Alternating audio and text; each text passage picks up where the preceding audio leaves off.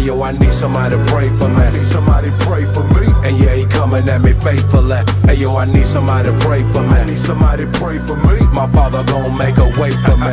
Hey yo, I need somebody to pray with me. Thanks again for tuning in for another episode of What's Your Story. So right now I have the GOAT here with me. I have here with me Miss Lisa Frazier. Lisa Frazier. And when I say she's the GOAT, I mean it. So she does a lot in the community, man, for God. She does a lot. That's exactly God right. uses her in the community, in lots of communities, man. And we are so thankful for her. So, Miss Lisa, Yes. tell the viewers, what's your story? Yes, he calls me the GOAT, but I'm just little old Lisa Frazier from Old Plank Road. Grew up here. I am the baby of 5 children of Franklin and Mary Lowry. My daddy always said I was hard-headed because I was the one that questioned him a lot. But I would always say, why? Why can't I? Why can't I do this? And he would always also tell me that the only dumb question was the question that not ever asked. So my parents instilled in me that in order for you to get far in life, you had to treat people the way that you wanted to be treated. And at an early age, I learned a love for people with special needs from my cousin, Jimmy Pooh. We called him Jimmy Pooh, but he was severe and profound handicap. And I can remember sneaking in the room. Back then, they used to institutionalize people like that in the days. But Mama, as we all called her, she kept Jimmy Pooh at home. But when we would have family functions there, the other kids were afraid of him because he would grab your hair, he would slobber all over you, he would pull your hair, and it didn't bother me. I was 8 years old, and I can remember sneaking back in the room. They would tell us, you chaps go outside and play. But I always wanted to play with him. So I would sneak back in the room until Mama finally started letting me feed him. I learned how to feed him. I learned how to change him, and my love for people with special needs just blossomed from there.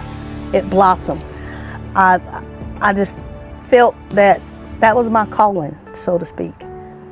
So I pursued a degree in special education from the Winston-Salem State University, and graduated in 1984, and came back home. And I came back home, one reason, my first job was actually in Virginia, but my father was sick, and my mom was here taking care of my father, and I just felt compelled that I needed to be home to help my mom take care of him. So I came back and was hired at West Lincoln High School as a special ed teacher, a basketball coach, a volleyball coach, and a track coach. That's what I did.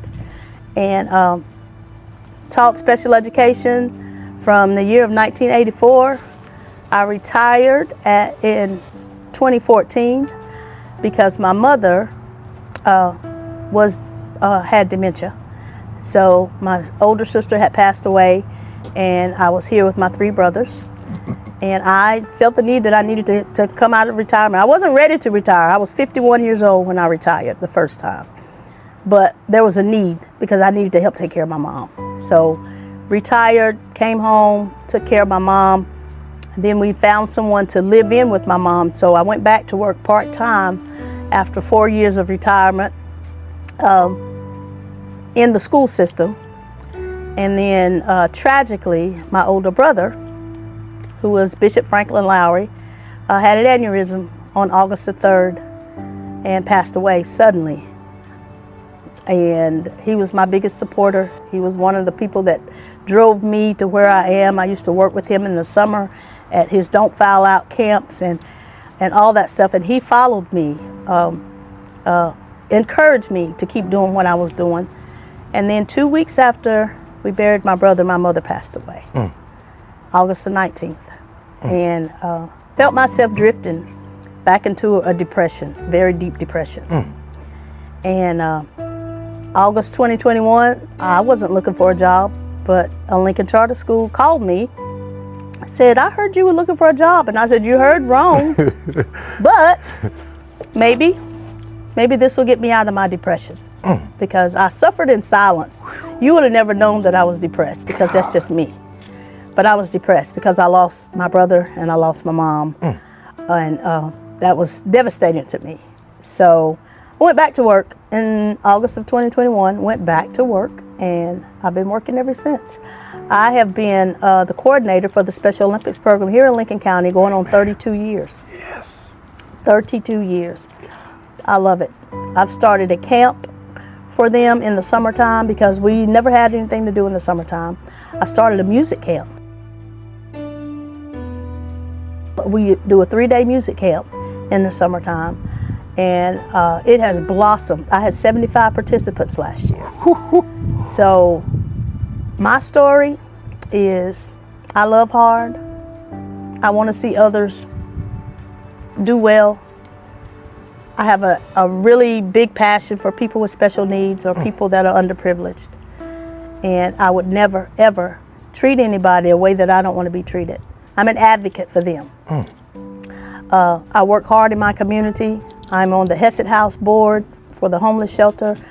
I started a fashion show for the homeless. Wow. And we do a fashion show every year so that the homeless people that are in the shelter, it's their night to shine. They get to dress up and get to go shopping, and we just see that. So, and I like giving back. I like volunteering. I like giving back. That's my story.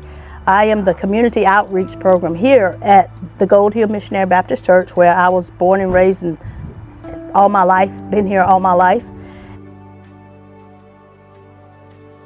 And my church family is my biggest supporter.